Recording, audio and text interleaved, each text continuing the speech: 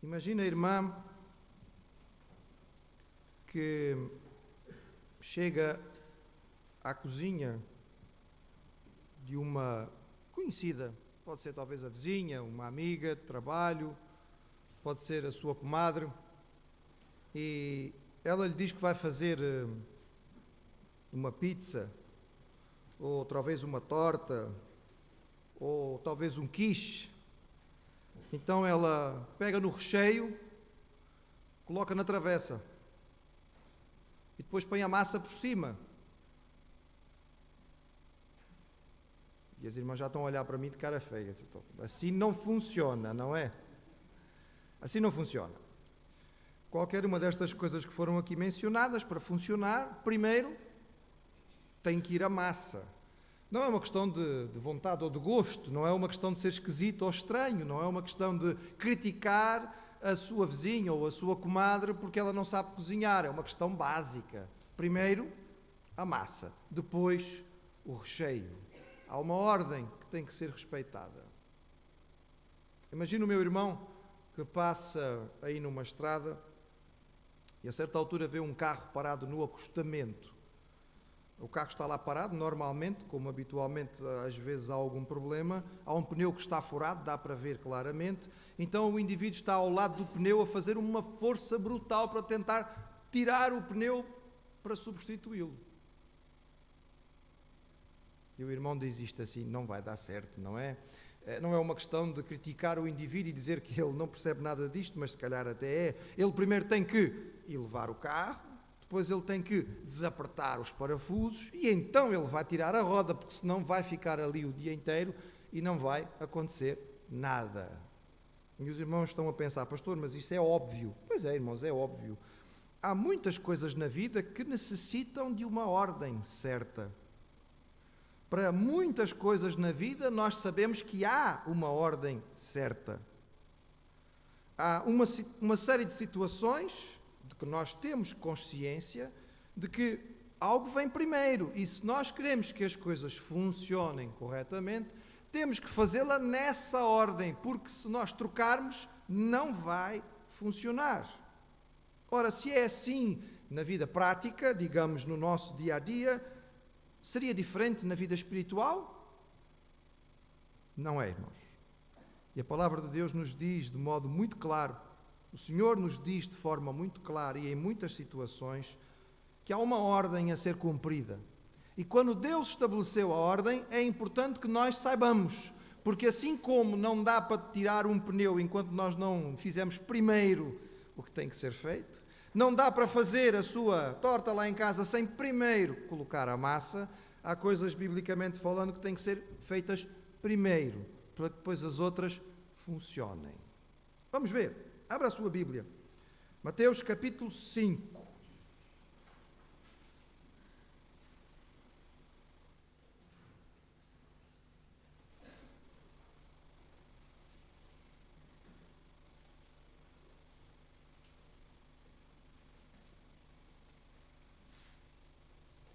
Mateus capítulo 5, os irmãos conhecem o texto, o Sermão do Monte, muito conhecido.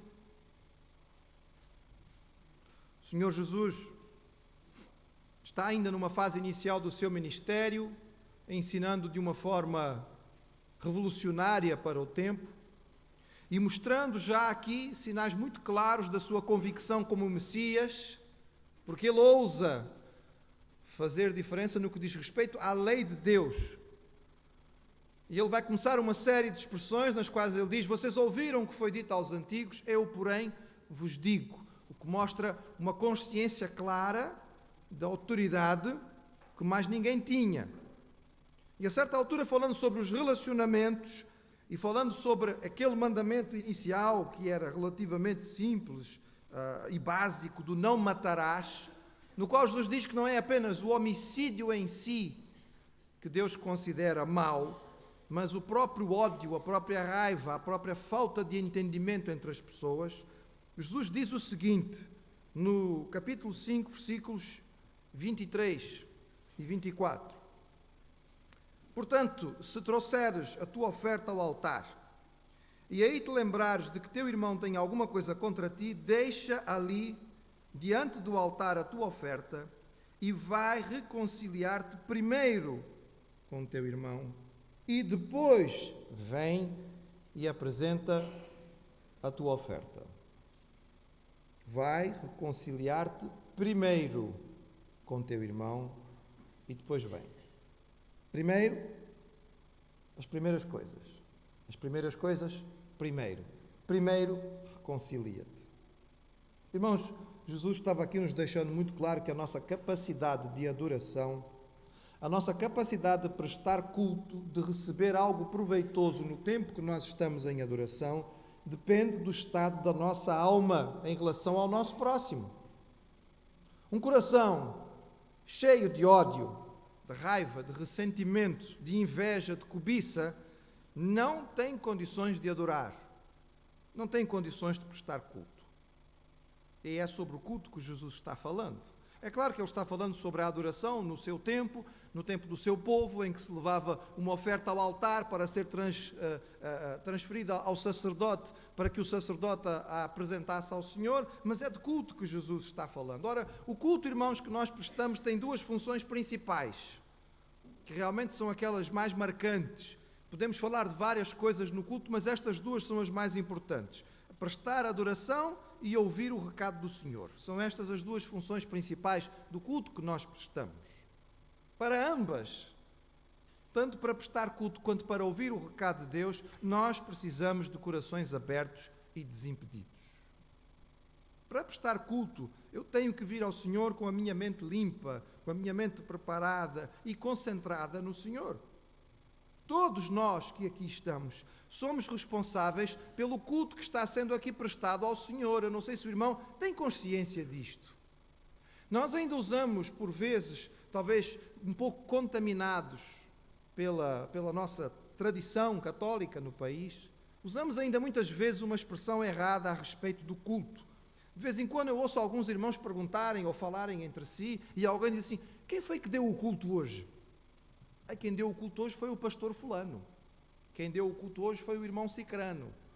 Eu fui naquela igreja tal, quem dá o culto lá é não sei quem. Irmãos, os irmãos me perdoem, essa expressão está errada. O culto não é dado pelo pastor. O culto é dado por todos nós. O culto que é apresentado ao Senhor é apresentado pela comunidade como um todo. Alguém ou algumas pessoas podem ter a responsabilidade de estar à frente, de dirigir, de estar à frente da música, de tocar, de cantar, de transmitir a mensagem. Mas o culto como um todo é apresentado ao Senhor pela igreja, por todos nós que aqui estamos, pelo irmão também. Logo, a atitude do seu coração, a maneira que o irmão aqui chega, a sua postura durante o tempo que aqui está, faz parte do culto que está sendo apresentado ao Senhor. A pergunta que nós podemos fazer é: o culto foi agradável a Deus? E nós não podemos medi-lo só pela qualidade da música que foi apresentada ou pelo estilo do sermão que foi pregado. Depende de qual era o coração daqueles que estavam aqui presentes.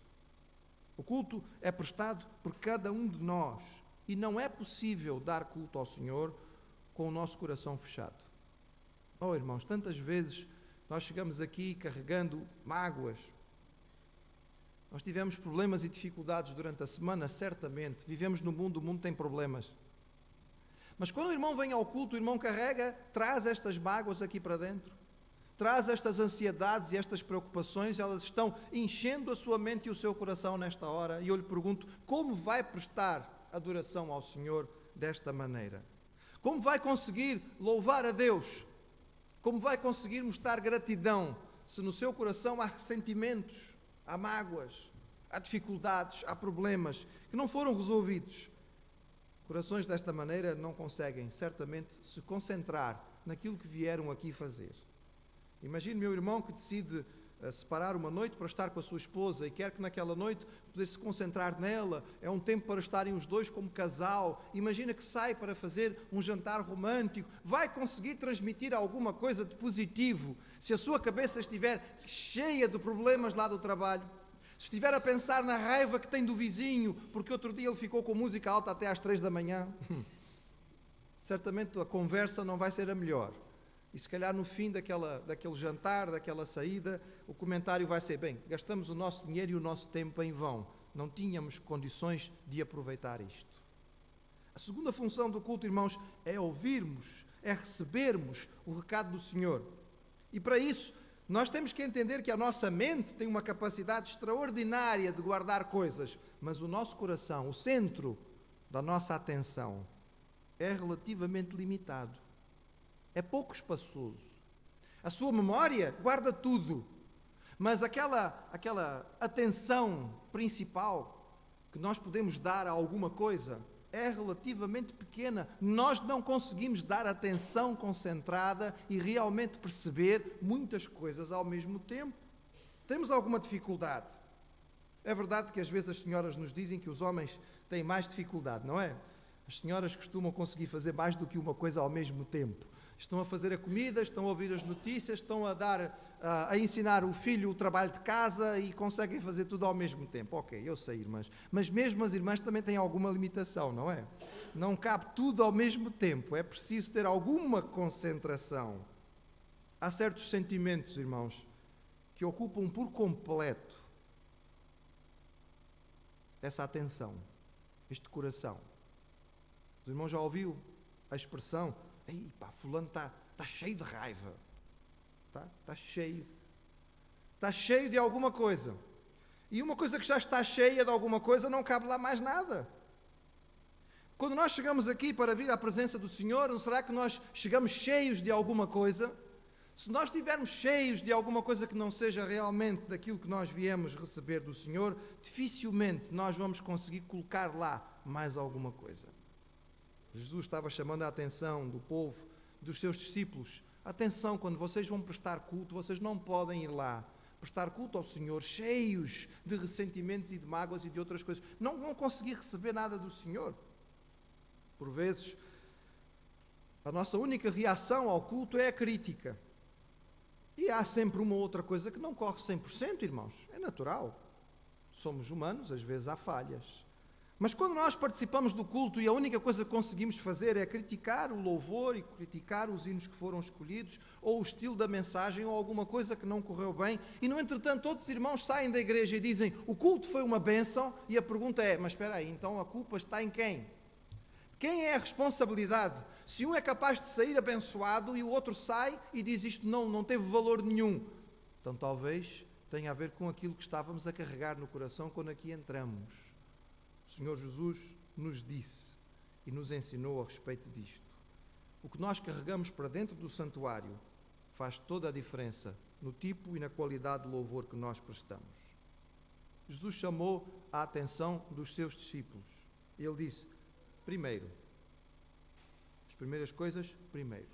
Primeiro, põe a massa, depois o recheio. Primeiro, tira os parafusos, senão o pneu não sai. Primeiro, reconcilia-te. Acerta a tua vida, conserta os teus relacionamentos, aquieta o teu coração, prepara-te para aquilo que tu vais receber. Nos sábados à noite, com alguma frequência, eu procuro separar algum tempo para estar com a família e hoje em dia, como muitas vezes o entretenimento da noite, não é? Nas nossas casas é a televisão ou alguma coisa que se possa ver, às vezes, em família, no fim do dia, no sábado à noite, nós decidimos: vamos assistir a alguma coisa, vamos ver um filme, em família, vamos ver todos juntos. E temos tido esta preocupação, irmãos, de prestar muita atenção no que é que nós vamos escolher para ver no sábado à noite. Sabem porquê? Porque eu fico sempre pensando que aquilo que nós vamos ver no sábado à noite vai influenciar o meu sono durante aquela noite e a maneira como eu vou acordar no outro dia. E o outro dia não é um dia qualquer, é domingo. Eu vou-me preparar para vir à casa do Senhor para adorar. Então há que escolher, até no lazer, a maneira como nós vamos nos preparar para estar na casa do Senhor. Primeiro, as primeiras coisas. E Jesus nos ensinou que primeiro nós tínhamos que nos preparar para prestar culto. Perdoar aqueles que têm falhado contra nós. Pedir perdão daqueles a quem temos falhado. Saldar as nossas dívidas. Resolver as nossas pendências. Deixar de mão aquilo que não vale a pena. Se nós queremos realmente chegar aqui e prestar o culto que o Senhor merece e receber dele o recado que ele tem para as nossas vidas, muito vai depender da maneira como nós nos prepararmos.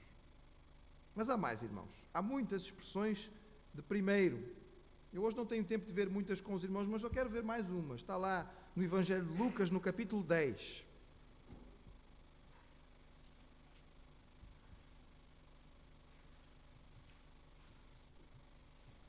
O irmão depois, se quiser e tiver concordância, pode chegar em casa e procurar a palavra primeiro no Novo Testamento e ir procurar as vezes em que Jesus falou primeiro. E vai-se antecipar ao pastor. Mas em Lucas capítulo 10, no versículo 5, há mais uma destas expressões de Jesus a respeito do que deve ser feito primeiro. Primeiro, as primeiras coisas. E diz, Lucas 10, 5, em qualquer casa onde entrares, dizei primeiro, paz seja nesta casa. Paz seja nesta casa. É interessante, irmãos, que o capítulo 10 de Lucas nos fala sobre as instruções de Jesus aos seus discípulos. Os discípulos já andavam com Jesus há algum tempo e tinham visto o seu trabalho, o seu ministério. Jesus tinha falado e tinha ido a muitos lugares, agora era a vez dos discípulos irem também. Jesus chama, separa-os em duplas e diz, agora vocês vão e façam o trabalho. Mas a certa altura, instruindo de forma muito específica, diz, vocês quando entrarem em qualquer lugar, em qualquer casa, a primeira coisa que vocês têm que desejar, primeiro, paz. Eu fico pensando, por que é que Jesus não disse primeiro saúde? Os discípulos tinham sido capacitados e autorizados por Jesus para curar, e eles vão curar muitos doentes em muitos lugares. Por que é que Jesus não disse primeiro saúde? Porque muitas vezes nós dizemos, não é? Desde que haja saúde, o resto a gente resolve. Mas não foi saúde que Jesus disse em primeiro lugar. Por que é que Jesus não disse primeiro prosperidade? Havia culturas que se saudavam e principalmente, não é? Desejavam com alguma frequência a prosperidade, vida longa e próspera. Mas não foi isso que Jesus sugeriu aos seus discípulos, apesar de que eles tinham a capacidade e receberam do Senhor a capacidade para fazer milagres e eventualmente multiplicar. Por que é que Jesus não disse aos seus discípulos para dizer, em primeiro lugar, que haja uma sã doutrina, que haja um ensinamento puro?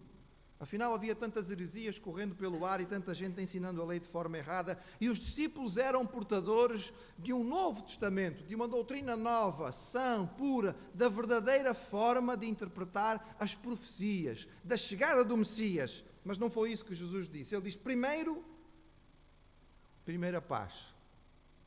Porque a paz é a coisa mais importante numa casa.